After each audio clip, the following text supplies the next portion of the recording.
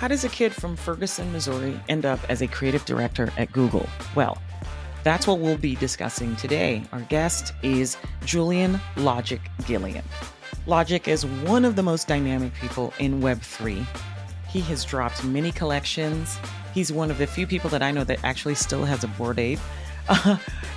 Just a really dynamic figure in the space. And in this conversation, we muse about visiting Japan. Japan was actually one of the first places that I visited outside of the country. He tells us what took him to Japan. We discuss his path to embracing his creativity. We talk about some of the initiatives he's created, such as one that teaches Japanese to creatives of color. We talk about his journey from being an excellent student, deciding not to go into basketball or to take the safe path, but instead to follow his passion and to create art. We discuss negotiating, asking for your worth, but also expanding on your horizons beyond what you think you might be capable of to what your real calling is. And so I think this is another fantastic conversation for Proof of Culture, and I hope you all enjoy it. All right. Well, Logic, thank you for taking time to join me to chat. I'll have to admit that you are probably one of the more fascinating people in Web3. So I appreciate you agreeing to share your journey, as I mentioned before. So talk to me about your journey to Web3 and tell me who Logic is and what your origin story is. Oh, wow. I got into Web3 in 2017 because I bought Bitcoin and Litecoin and a few others because I was a part of the first bear market because I was in Japan. And I went into my Coinbase account and all my Bitcoin was like half of what I put in there. And I really needed it because your boy was out there for a month struggling. And around the tail end of 2020, I think it was right before November, Lady Phoenix introduced me to OpenSea on Clubhouse. So I was a part of like the first wave on Clubhouse. I actually remember you from Clubhouse. I'll get to that because I remember going into one of your Japanese rooms, and we'll talk about it later. But it's interesting that you started on Clubhouse as well. Yeah. So Lady Phoenix introduced me to it in one of the rooms. I used to run a community that would help artists retrofit their portfolios for corporate America. So I was like auditing portfolios and resumes. And then also I ran this thing called How to Make It as an Artist. And then I end up changing it into How to Make It as an Artist in NFTs. And I onboarded thousands and thousands of people through that. I was so already gung-ho about the technology. I had already been a part of tech and internet culture since 2005. When I was 15, I started freelance website designing. And I had I was a professional by the time I was 16. I got a job offer to design websites from Blizzard Entertainment when I was 17 before I went to college. But I was like flipping domains, selling web hosting and stuff like that when I was in high school. And I was just a part of this subculture that most people didn't know anything about. And I got introduced through gaming, where I would go to LAN parties and stuff of that nature. But I think one of those things that kind of gave me my prowess is just, I'm from Ferguson, Missouri, originally. I'm in St. Louis. And just growing up as a black boy there, you just kind of feel second rate all the time. I didn't know to feel that way until we moved to the Boondocks, or a predominantly white neighborhood, when I was in middle school. And I got to assess the cultural differences between predominantly black culture and white cultures. And I was exceptional as a student, and people just didn't put respect on your name, or they didn't really expect things of you. But one of the things I got to see was just because they had more resources, they make them happier. And then you can kind of see, it really showed me just the difference in access to resources because I play AU basketball, so I would still go to Ferguson to hoop, and my family still was in disenfranchised communities. So I was like in this whiplash of a cycle on a weekly basis, 3 days a week in Ferguson, Missouri. But then I'll go back to the suburbs where I went to school. And then the weekends I'm with my cousins, and you just get to see the difference, right? And for me, I got to see that white wasn't right. And that because those resources didn't make them better or that they were happier, because at the baseline of it all, no one was really doing what they wanted to do in life anyway. Everybody was kind of following this blueprint of a structure. Right. So essentially, my name Logic came from the idea of unlearning and relearning everything that was taught to me. I spent a lot of time just being a rebel, I guess, or just having to really be hard-headed and trust the beat that was playing in my head versus everything, whether it was white America or my parents, so I can be palatable for survival. And I really just had to like lean into the thing that I had to believe in, which is where the whole idea of logic came from, because I got ridiculed a lot just for my approach. And I knew I was smart enough to do it. Sure. Well, how do you think that prepared you for this, like where you are today? Because it's like you moved around a lot. I mean, growing up in Ferguson, that's got to be, I mean, now we know Ferguson for a different reason. And so it certainly has a connotation, if you will. So how do you think all of those things that you experienced prepared you for where you are now? Yeah, it was a combination of things. One, I found myself code switching. I think I was like 17 or whatever. I was at a party and I heard the reverb when I closed the door in the bathroom, and I heard the way I articulated my words, my vernacular was different. And then I had to do a lot of self-reflecting, like, who do I want to be? Because when you say it was different, how was it different? How were you not speaking the way that you're speaking now? And if not, why? I think I had to find a happy medium, because just the way I was speaking didn't mean it wasn't me. Just the way, tossing around like, what's up, nigga? You know what I'm saying? And the casual thing. And then be like, what's up, dude? And I found myself doing that in different circles. And I didn't like that because it was inconsistencies internally. Sure. So it wasn't like something that was overnight, but I had to choose who I wanted to be or how I wanted to present myself and those things. So like, even when my parents would want to correct my English, I will proceed to say it wrong anyway. Like, I understand that's the way you're supposed to say it, but I don't want to say it this way. And I started to realize that it wasn't necessarily just the way you dress at work or the way you make people feel comfortable. It was all up here and how you cross your T's and dot your I's. Right. Well, I think one of the things is, as I got to see white America and black America pretty much like in this parallel comparison all the time, I got to see that no matter how old you were, no one had the answers. And I didn't want to be confined to this thing that I didn't identify with. So I started moving with longevity in mind at a very early age. And I think it was just based on seeing our people fucked up. But also we had joy and the things that we manifested through, our culture. Right. And then, I also got to see the other side where leveraging those resources and entering those rooms and is all based on relationships and stuff like that. So I think it helped me because I just got to learn those certain nuances in which to deliver certain things. Mm-hmm. So what that did was, I think, had I not moved to the suburb, like the Boondocks, which was called West County in St. Louis, I don't think I would have been able to navigate places like Leo Burnett or Google or anything like that. But also, I had great mentors. I did an internship called the Marcus Graham Project. And at that time, there wasn't a lot of Black creative directors or Black-owned agencies. So it was a boot camp for people of color and women to get into the world of advertising. So I got to see Black professionalism at the highest level. And I did this while I was in college getting my degree in animation.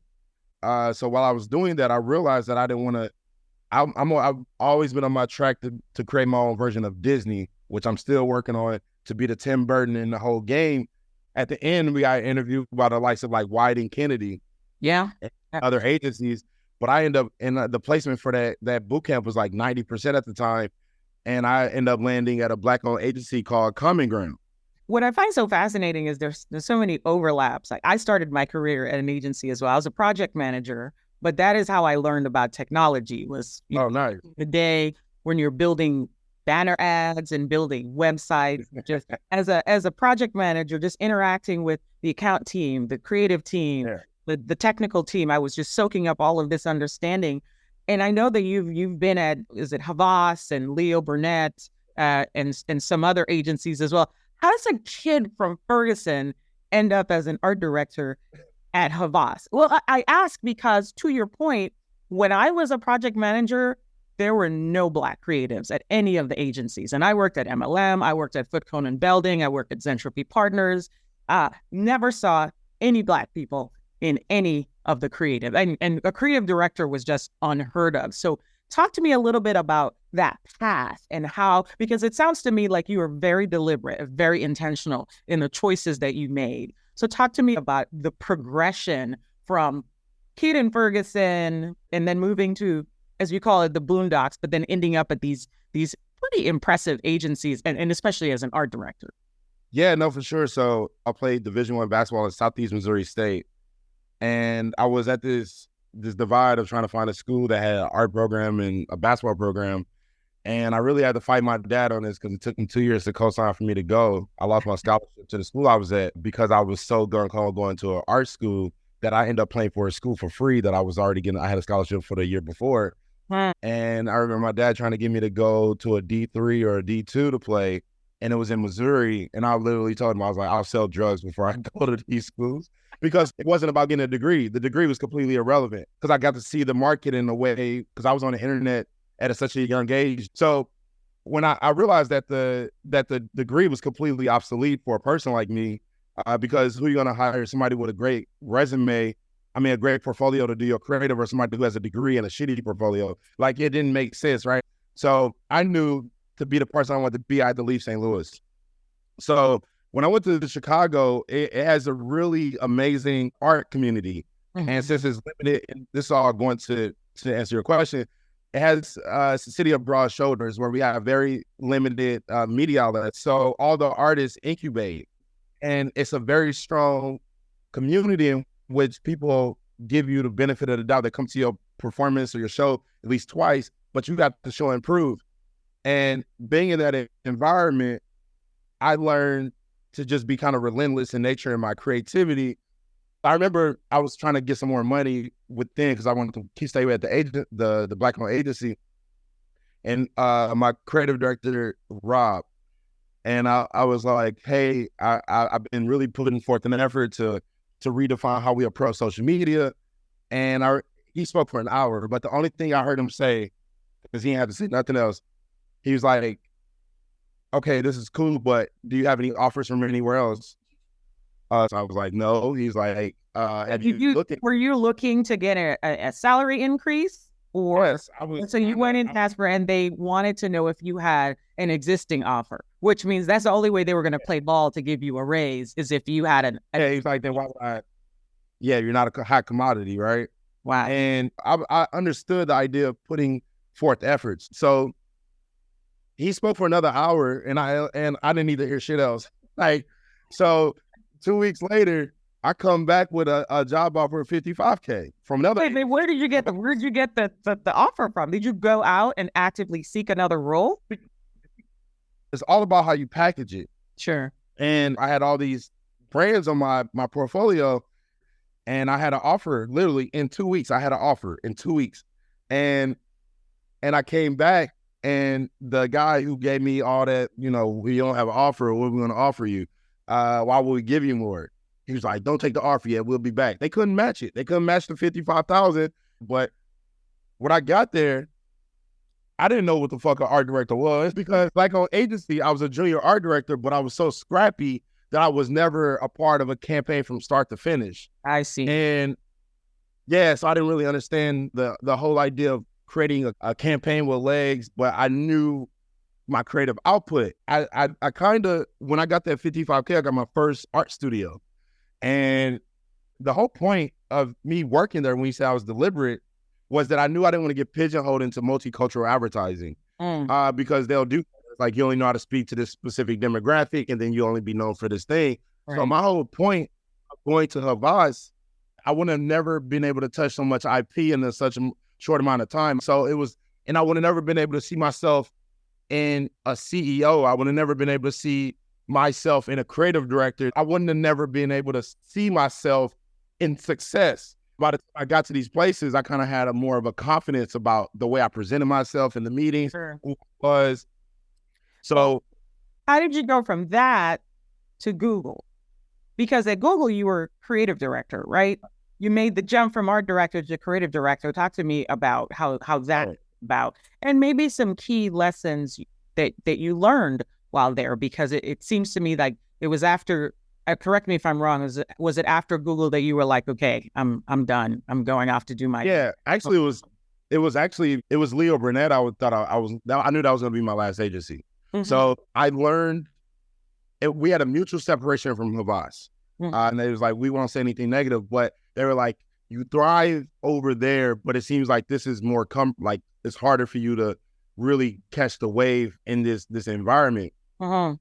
And they were like, you'll thank us later. So we separated. And I remember right before that, I had a conversation with my dad, and I was like, yeah, I'm giving my art 150%, and I'm giving Havas 80%. And this shows like the construct of what we look at money. My dad was like, 55K is a good paying job, son. You don't want to mess it up. And I remember I was like, respectfully, Pops, fuck this job. But I think that's what parents do, right?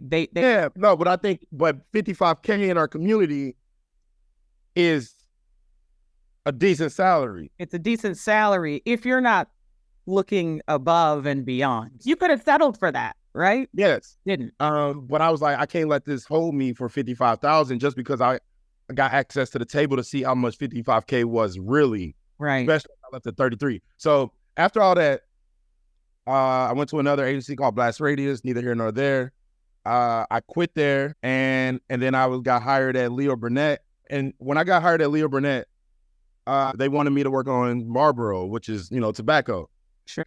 I was like, yeah, I'm not working on menthol, and I'm not selling that to my people. Right. And so I worked on dip. I don't know no black people that dip, so my conscience is in the clear. But the whole point was to get my foot in the door, because after I worked at Havas and I used that as my foot in the door. And also just me being able to see, I got to really see power structures. So when I went to Japan, I waited till my last check cleared at Blast Radius, and I emailed my CD 2 days later and was like, I'm not coming back to the office. I'm staying in Japan for 2 more weeks.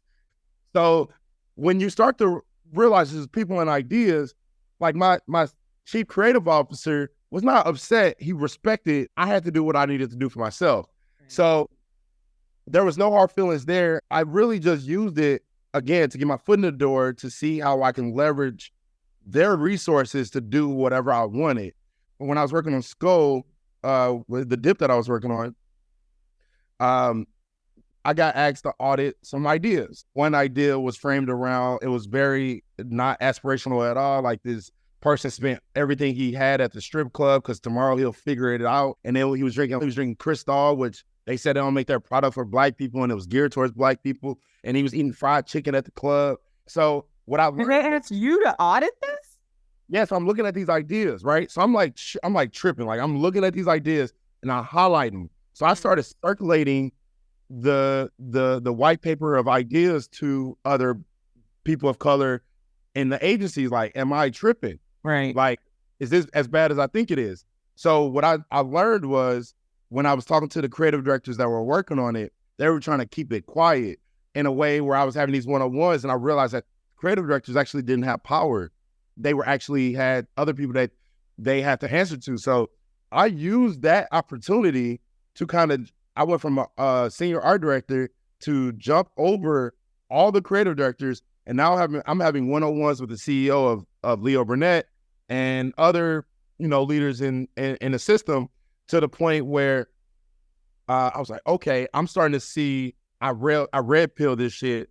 I can see how the blueprint of this agency is working, especially at this level, where who answers to who, what's really important, what is the agenda. So did you think that at that moment, did you think that maybe you saw the structure laid out in a way that many people, I don't think, has, everybody pretty much just being the cog in the machine? Did you see that maybe this wasn't it for you? I had already came to Leo as a shark trying to smell the blood in the water. Mm-hmm. Because my thing wasn't to be the art director for Dip. I didn't care about that. It was more so for more money and access, because especially in Chicago, if you worked at Leo Burnett, you got access. Mm-hmm. And so when I realized that culturally, if we have our leaders that are not tapped into what's going on in the world, like, A creative director should know Chris Stahl shunned Black people from consumption. Right. Uh, a creative director should be culturally aware. Yes, right? Because then I realized that I was outside. Like, I had been to South by Southwest. I met Nipsey Hussle. I met Childish Gambino. I'm where culture is popping, why it pops. I was there. I'm seeing it. Everyone else is cherry picking shit off headlines. Right. And I used that to leverage. I created a subsidiary agency called Naomi. And Naomi, we named it after the wife of Leo Burnett. And I had a SWAT team of four to five people. And I end up having so much autonomy, I didn't even have time for school anymore. And we also activated culturally relevant events because, again, this was me. I took the same notes I got from moving from Ferguson to the Boondocks and realizing that the white people or the people with those abundant resources did not take advantage of them. The same thing happened at Leo Burnett. We in the sky, the 21st floor to the 30th floor. We got all these empty rooms, communal rooms, and I'm creating some cultural relevancy within the agency. I got to see it's just people and ideas. Most people weren't pushing those narratives. So as I was bringing in new business, working on bringing in new business, salvaging relationships, doing cultural stuff, and literally I didn't have a boss anymore. I got headhunted by Google, and I didn't apply to Google, and it was for a creative director position.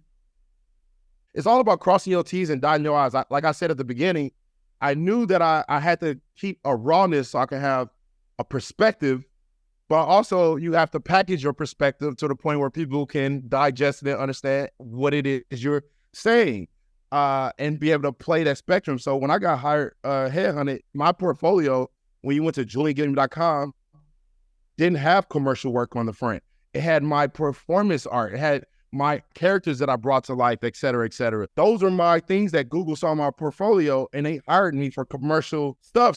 Proof of Culture is brought to you in part by Zora, the place to bring your imagination on chain. Visit Zora.co to get started. Connect, click, create. And now, back to our interview. So talk to me about that trip to Japan. My first trip to Japan was complete culture shock for me. And actually, some of the only Black people that I saw were like dancers in Ueno Park, breakdancing, and they'd be like yelling in Japanese, but with swag. You know what I mean? It was just so awesome to me. But one thing that I really recognized about the Japanese was they would love the Black culture. Like, for the first time, I saw people who had a healthy appreciation for hip hop, and jazz was huge when I went. I saw Japanese girls with dreads. I mean, I was talking to them and they would tell me how long it took them to be in the salon and get their hair. I mean, it was just like, it seemed to me like a really wonderful appreciation. I'm curious about what you saw in Japanese culture and what you took away from it. Yeah, first and foremost, coming from where I came from, I realized I didn't know shit. And I knew I didn't know anything, right? And again, I realized that I was starting to cannibalize my vision based in Chicago in a Midwestern perspective. We perform a lot, especially as a people, from a point of ignorance, and it's not necessarily our fault all the time. Just kind of where we're positioned. Well, what do you mean by that? What do you mean that we perform from a point of ignorance? I'm curious. Meaning, like, we are subjugated to our bubbles because that's the way systematically is set up for us to be that way, whether it's food deserts, whether it's access to income or just financial literacy. So I'm looking at everything as an opportunity to learn, to digest. So I just knew I had to put myself in positions, not necessarily just to try to make money, but to shut the fuck up. Like, I went to Japan to shut the fuck up. That was my whole point. And also, traveling is so imperative for us because in Chicago or St. Louis, when I speak, my vernacular puts me in a certain demographic, certain area. Oh, you're less educated, you come from this place, blah, blah, blah. So what it did for me, it gave me so much. So when I went to Japan, I did a month there, and I really went with no agenda. I did Tokyo, Kyoto, Osaka, Hiroshima, Himeji, Miyajima, and maybe one other. And I just went to be present. And when I was there, I unfollowed like 90% of the people I was following on Instagram, because watching a Nihonjin or a Japanese person drink coffee in Kyoto was way more exciting than death scrolling on my phone. And what this did for me, it just opened up. I just started thinking on more of a global mentality versus just like, what are people doing in Chicago? What are people doing in St. Louis? Because no one's checking for people in St. Louis and Chicago. And for that world resonance that I want and yearn for, I want to get into cultural truths, universal truths, and not just my bubble of a truth. And especially if I want to create my version of Disney, like that was like my beacon, that was my vibe. So I didn't speak Japanese when I went then, and I was able to navigate Japan based on vibes. And alone, I was doing live paintings at nightclubs in Japan. In a month, I had access to photo studios. I did photo shoots. I was painting. I just had access to these things, speaking Japanese or not. So it was just me having a frame of reference of just life. And it was like, those things are priceless. Like when people get into the boardrooms, yeah, you can research the product and the client, but also you need to have something honest to pull from. And that's that keen perspective that no one else can replicate. And doing that, you become an anomaly in the room. You become irreplaceable in the room. And I pulled that from basketball. And on this, I'm sure I've just been talking forever, but in basketball, I was a standout and I didn't like to come out the game. And anyone can recognize this. If we're in a crunch, we need points and your ass can't shoot, you coming out the game. If we're in a crunch and we're down by 5 and we need to put defense, we need to implement defense to stop them from scoring, your ass can't play defense, you coming out the game. I didn't want to come out the game. So, and I applied the same type of thinking at Google. I applied the same type of thinking in corporate America, where I wanted to be, you got to be irreplaceable. What I love about what you just said was something that I've always thought is, like, I always tell, particularly Black and brown kids, the first moment that you can get out of this country to travel, do it. Because it's really important for us to see how our culture influences the world. Like, I remember the first time I was in Berlin, and I was in a cab, and I heard this Tupac song that I'd never heard before. I was like, wait, I grew up in the U.S. This is the first time I'm hearing this Tupac song. And then I hear like this bass coming down the street, and I just knew it was a bunch of brothers coming down. There was a bunch of Turkish dudes in the car, and I just had to stop and like talk to them. And they really identified with hip hop. They identified with the struggle, with the story. And we just became fast friends. And I was like, this is why we need to get out of our comfort zones to really have like a global world view. Because unless you have that, then like you said, you're just sitting in St. Louis, or you're sitting in the Bronx, or you're sitting wherever you're at, and you think, God, is this everything? Like this can't be life. And it's not. But you don't know that unless you get out of where you are. No, to your point of, even with the lock situation, I remember going to the Bath and Ape store, and I ran into Smino. You know, Smino's an artist. He's from St. Louis, actually. Then he moved to Chicago. When he was there, he was headlining a show, sold out in Japan. He's a brother, and I knew his manager. And then that's how Smino and I got cool or whatever. And we were all, and my homie Taylor too. So we all got, I was growing my hair out. Smino got crazy hair. My other homie got crazy hair. And we walk into the Bath and Ape store, and Bath and Ape, if people don't know, is like, they really tethered to like Pharrell Williams and Ego, all them, like, hip hop culture for sure. And 3 of them in there had like locks, right? And I remember like walking around the store, and the Nihonjin, the Japanese people were like kind of, it wasn't like they were following us, we were stealing something. They were kind of like looking at our style and our hair. Yeah. And I could tell. And you know, I just kind of like, I just took it in. And as I walked out the building, there was one of the Japanese guys with the locks, and I just dapped him up on the way out, and the smile on his face. That's made his day. But it made me feel good. It was like, yo, we really out here. Yeah.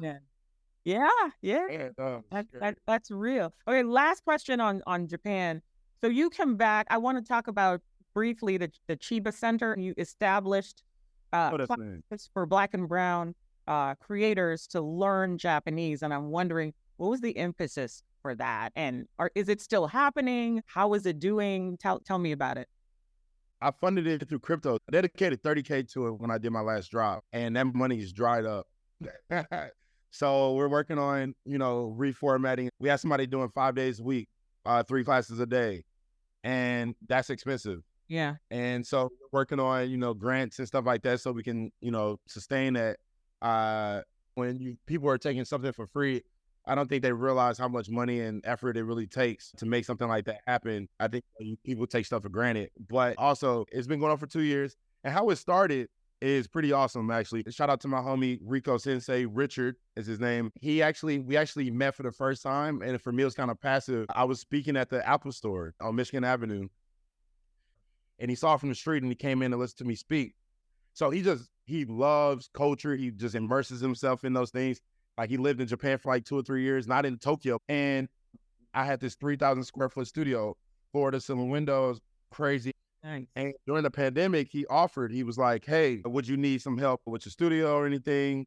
And also, are you interested in learning Japanese? Because, your name. And I had already been looking for classes. He came over to my studio. He helped sweep and cleaned up. We cleaned up the studio. And then he taught me Japanese for the first session for like 3 hours. Wow. And then I was like, this is crazy. And he was like, yeah, I'm down to teach you Japanese. And he was like, you can do 1 day, 2 days, or 3 days. And I was like, give me the 3 days. And after like the second and third time, I was like, bro, how much you want me to pay you for this? Because like you coming over your time spent. And he was like, just give me a job in the future. That's all he said. Wow. After about a month and a half, 2 months, I started picking it up. And he was coming to my house 3 days a week. And we'll be doing for 2 to 3 hour sessions. Wow. And I was onboarding at Google, so I wasn't on the hook for any client work at the time. And Clubhouse was just coming out and all this stuff. And he was teaching me. So during the pandemic, we were facilitating Japanese classes 3 days a week in my art studio in person. Wow. And then Clubhouse came out. Then we were able to open up to a global market because you can, say Japanese intro for Black people. Yeah. And we started getting people all over. And that's how it started. And then I dropped my project, The Plug, where we made a substantial amount of money. And I used that and I donated 30K. It's pretty much to give it to Richard. So he had to go back to work immediately so he can continue to teach Japanese. How many people would you say that you taught? So we've had about 12 to 1,500 people that have come through Chiba Center, probably from Clubhouse to Discord and all that type of stuff. We're doing peer-to-peer. We're improving everything. We're even working on like a pay to teach mechanic where we can log how long you did a study session. And also we're looking for a treasury so we can actually have dedicated senseis like Richard, because Richard had to go back to work. I think it's such a fantastic initiative. I want to talk about your work because you've done The Plug, I think it's Juicebox, and I was reading a little bit about them, and I just saw that movie. They cloned Tyrone. Oh yeah, I've been holding off. Yeah, I don't know if you've seen it yet, but there's definitely a lot of subtext that I find very similar to the undercurrents of your work about food and lower income communities and what gets pushed into the community as opposed to what gets by exploitation. Yeah. Exactly. And so I see a lot of similarities there. I just wanted you to talk about each of these collections and the meaning behind them and how you would like for them to be perceived out in the world. Yeah, no, for sure. I think at the baseline of it is juice. Like even with The Plug, you gain juice, which is the battery pack. And you only can become the plug if you got juice in the game, right? Like even the movie Juice, you got the juice now, right? Mm-hmm. And juice is access to resources, people, places. And the idea of juice is dedication. The reason why I created The Plug in the first place, one, is because we were part of a microwave society. Like you think they're like the way they appropriated culture. But when I created it, it was the idea of sleeping on couches. A lot of people like the reference of sleeping on couches for your dreams, and you only get juice by putting in work. Chicago taught me a lot about that, where you only get respect if respect is put in and time is put in, and if you put yourself in position to win. And it was the idea of putting access on a pedestal, whether it was being an influencer or being this artificial thing, but it doesn't necessarily have to be artificial, because when you got 100% fruit juice, that's like that real shit. where you're not manufactured. So it's like this idea of, looking at everything's in perspective, and you can change the juice that you drink, essentially. So in a distribution, it was just like this, like that blaxploitation of being fed bullshit, and everyone has different levels of the shit that they are consuming, and you can change it. And I don't think most people know they can change it. And I just kind of like, made Hustleberry Blue and blah, blah, blah. And it was really just and then I made the bodega because in those food droughts, I just remember not being able to see. And I don't even know, like, just being blind to everything. And at some point in my life, I got a breath. I came to the surface, and I was like, oh, there's more. Like you said, is this it, right? And like my mom has, since been on her journey, at the age of 56 to see more, and she's been inspired by my sister and I. And it was just this thing of just kind of like, you don't have to accept the bullshit they feeding you. And I even got one I haven't even dropped it yet. It's called Oppressos, and it's Government's Oppressos is a cereal box, and it says eat the cereal. When's that coming out? I'm gonna finish animating. I'm gonna send it to you. It's like, I love it. I have a print of it and everything. But it was just this, just it because most people don't know. Like, I remember being at Soho House in Chicago, and I was with this woman who worked in advertising. This white woman. I have to say race because it's important. I remember being with this white woman, and because she my homie or whatever, we cool. And we were sitting there, and she's like, I was like, yeah, look at, Soho House. And I remember my cousin came with me to Soho, and I went to go talk to this shorty or this girl for a second. And I turned around, and he left. Like, he was gone. He came to Chicago. He was there for an hour. He drove from St. Louis to Chicago. That's like a 5-hour drive. Did he just not feel comfortable? Like, yes. He felt so out of place. Yeah. Socially, like he didn't have anything to offer. That he didn't even go back to my house to get his clothes that he brought. He drove back to St. Louis. He was an hour, he was already back on his way for 40, 30 minutes. When I was like, yo, hey, cuz, where you at? Right. He was home. Wow. And I was like, about, and I was talking to her about this, this whole experience of Soho. She's like, yeah, this not even the cream of the crop or whatever. And I was like, that's my point. Right. This is my whole point. Like, this is of course to you. And not saying every white person get access to this, but if we're talking about a general thing, more often than not, in regards to how many get it versus how many don't get it, and cultural understandings of communities, that was my whole point. Why did he feel so undervalued in this space? Wow. Where he didn't feel like everybody else drinking 97% juice and 100% fucking, all 100% fruit juice. And he feel like he had, he had blue drink, he had blue drink and didn't have, and that hurt, so it was just that whole idea of being able to change your perspective. And also, and I'll take a step back and I'll hear the plug for me in this space. It's not about Web3 community. It's about understanding the technology. And at the baseline, I created a proof of concept because I created a loyalty program, which if you hold the NFT, when you get the NFT, it starts at 1%. You start as a fly on the wall, like we all have. And every 60 days, it charges up. And if you sell the NFT before it reaches 100%, so I tell people how long it takes to get to 97%, 12 months. But I don't tell people how long it takes to become the alchemist, which is 100%. It actually takes like 6 months. The reason why I didn't tell people, because it's that uncertainty in our career. Do I leave the world of logic to go back to a 9-to-5 because times are hard and I don't know where I'm going? And so if you sell my NFT before it reaches 100%, it reverts back to 1% on the secondary market. And if you hold it to 100%, it evolves to a third and final stage, and it'll never go back to 1% ever again when you trade it. And that's like staying in the game. Like all my homies still in the game. My homie a DP for the Shy. He 33. He don't even hold the camera no more. That's how. And like just having these. Like I saw Chance DMing me way before he was Chance. You know what I'm saying? To put his record out, and you get to see all of these people go through the grind to become who the fuck they are. And when we get into this space, everything was so microwave and like, win Lamborghini. You dropped this 30 days ago. Why? Where's the utility?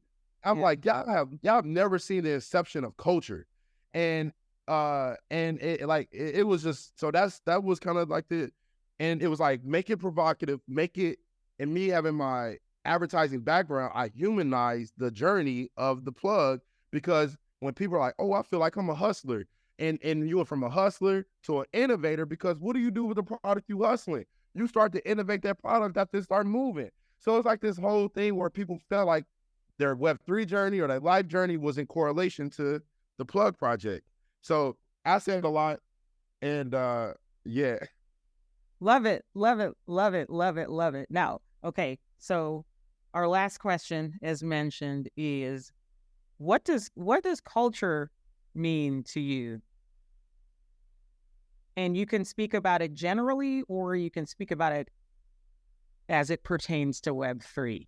I think there's a lot you can riff on there, but very curious to hear your thoughts.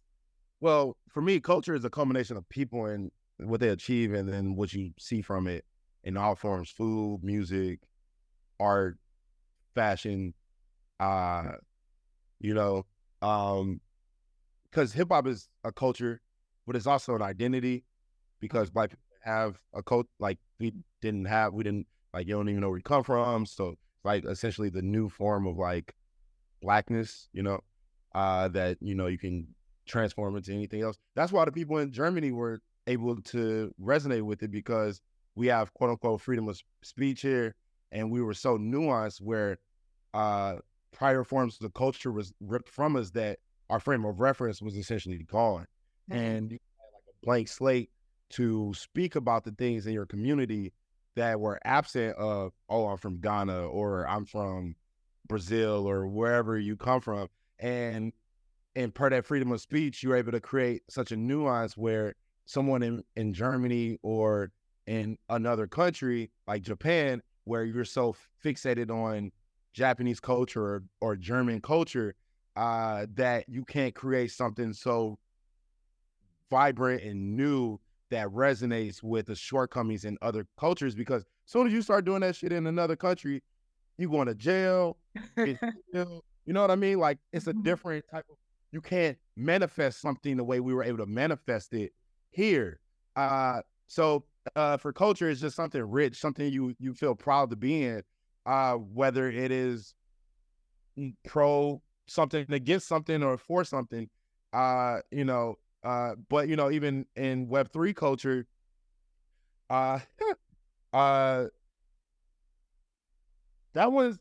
it's interesting, because one thing that I've learned, especially in my tech background, when I started at the age of, like, I was going to LAN parties.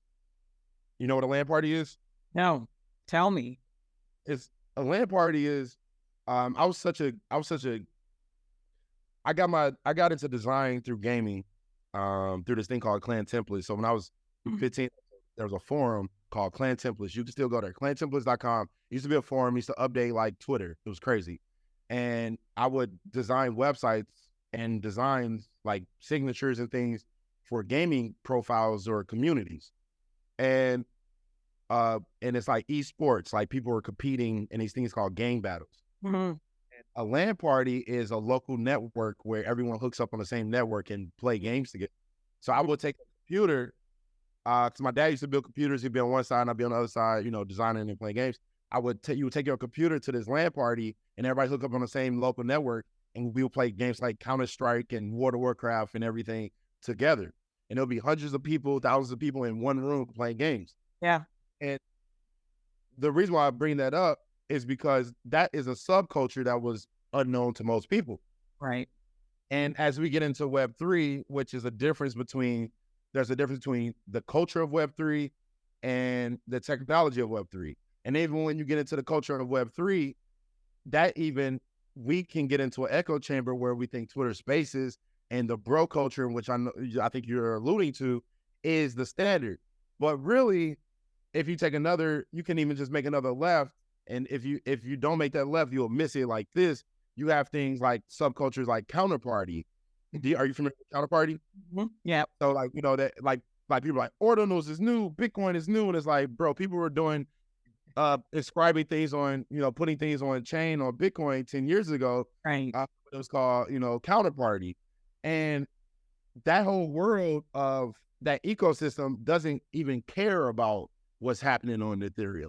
And then when you get into the whole idea, like when I go to, like I've been, again, when we talk about juice and access, I've been fortunate. I've launched my own Web3 conference called Sugoi, which means wow, awesome in Japanese. That was sponsored by co-citizens for MetaMask, where I was able to create a renaissance effect of people on ivory towers from the big companies and people who get out the trenches to be on the same stage to have these conversations to aid into what our question in culture, the question in which we're talking about Web3 culture, because then we go to NFT NYC or NFT LA, it's a bit, or even now, you know, you start to get people go over to Art Basel. There's this certain, they call it a cabal, right? The cabal of people who are just kind of jumping on each other's shoulders, isolating everybody out. Because I definitely get invited into the room, but I don't necessarily get invited to those tables because people see me like, oh, Logic, you worked at these places. Yeah, sure, but they not throwing me a bone. Shit, you know? Right. So I had to catch everything. I had to catch everything, give it to me, because people know who the fuck I am. They still don't. I'm still not included in those little situations. So, and the whole point of saying this is because we can get so caught up in. I tweeted the other day, we like fighting over scraps. Yeah. For the market and what we identify as Web3. But again, if you take a right, the people that's going to NFT LA and fucking NFT NYC, there's a whole nother, or even Gary V's VCon, that's a certain group of people.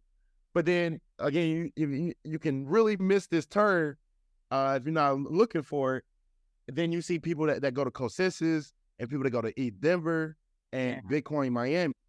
And that's a whole nother pedigree of people who are in Web3 that don't give a shit about what people are talking about on Twitter Spaces at the degree of what we concern ourselves with. And they are at COSISs and ETH Denver, regardless if Bitcoin up 60K or down 50K. And because they understand they're there for a different reason. And the reason why I say that is because, again, we have to look at how big this world is. The reason why I brought up the way I'm operating at LAN parties, people playing games on PlayStation, and I'm at LAN parties playing with people who are identifying with a whole other culture that most people don't even know what's happening. And there's revenue circulating over here and a culture happening over here that is still gaming culture. Is just another spectrum, which is when we look at Web3, is so deep, whether you get into DeFi and you get into like the ordinals, right? You got the ordinals, people like, oh my God, it's so new. But no, bro, that's advertising. Is it that you think Web3 has multiple cultures, or is it a melange, a collection of cultures? How are you seeing it? Is that a Web3 culture? I think it's a Web3. There are many subcultures in Web3. Mm-hmm. And you get to choose which one you're part of. Oftentimes we one and we get so comfortable that that's all we see. We go into the same rooms, we listen to the same people, and you feel like that's the cap. But the whole point of Web3 culture isn't the fucking pictures, it's the technology. So the issue we're running into, especially for our community, we're at this thing where we go into these rooms, they don't apply to us. Because now we're talking about we're talking about the floor and how much liquidity is in Ethereum for PFPs or whatever.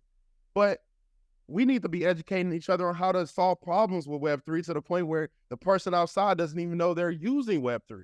Right. So, well, I think that's how you get more people involved, right? I think if you beat them over the head with Web3, or NFT, very few people are interested in that. I think you have to show them how the technology is going to be beneficial to them in every aspect of their life. And I also think that it's a UX problem too, right? I think that average people don't want to sign a smart contract with your wallet every 10 seconds. You know what I mean? I don't think that's and so I think there's work to be done to onboard the next million or the next billion or whatever. but I think they Yeah, but that's say again. no onboarding is not going to work. And the reason why I say that is because if you go to you go to an ATM, do you ever ask what operating system is using? No, you're just trying to get your money out. But that's what I mean. Yeah, right. Like, I mean that, like, we need to put the technology needs to be in the background and the experience has to be in the foreground, if that makes sense. You know what I we mean? need to learn. Yeah, but yes. So we're saying the same thing. So for me, it's about how do we educate people, but then it goes into the development, the lack of developers or whatever. But how do we reposition people's thinking on how to solve problems utilizing Web3? Because essentially Web3 is just tracking data. Yeah. So yeah, because that's why I was like, it's not necessarily about onboarding because that's scary. Because people who are very savvy why is it scary? Because people who are savvy got on chain. Like people's wallets get drained. That's not scalable.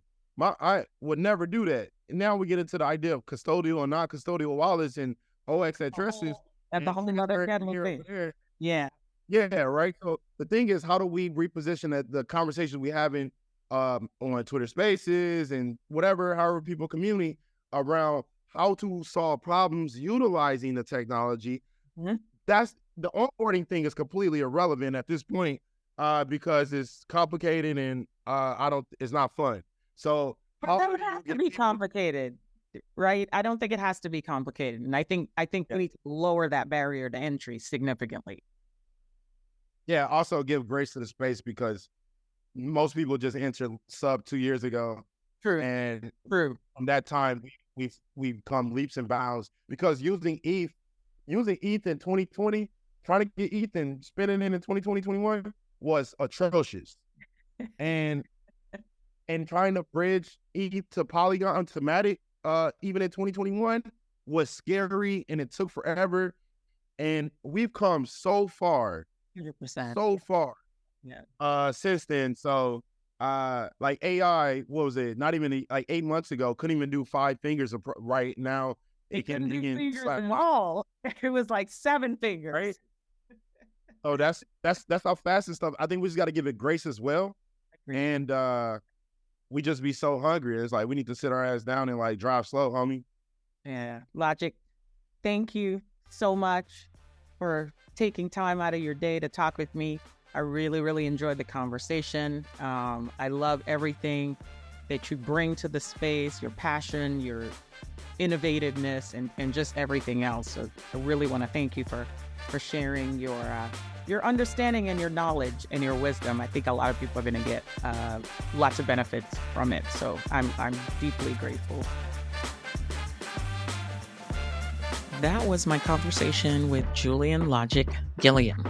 I hope that you found my conversation with Logic as inspiring as I did.